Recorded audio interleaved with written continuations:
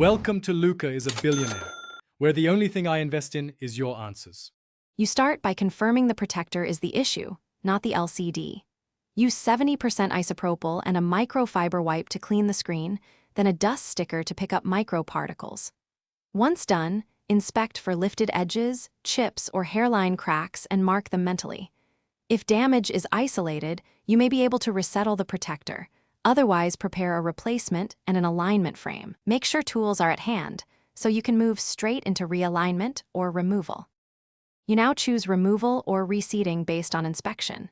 If reseating, warm the area gently with a hairdryer for 5 to 10 seconds. Heat softens the adhesive and helps flatten bubbles.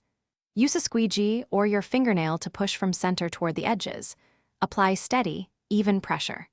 If removing, lift one corner slowly with dental floss or a thin pick at about 30 degrees to avoid sudden snaps. Then pull the protector off evenly and clean residue with alcohol and a microfiber cloth.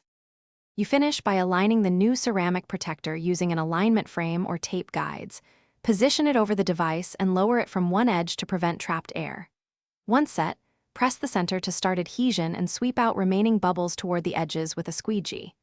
If a speck is trapped, lift gently with dust sticker and reseat immediately. If you see fogging, persistent bubbles, or misalignment after multiple passes, replace the protector.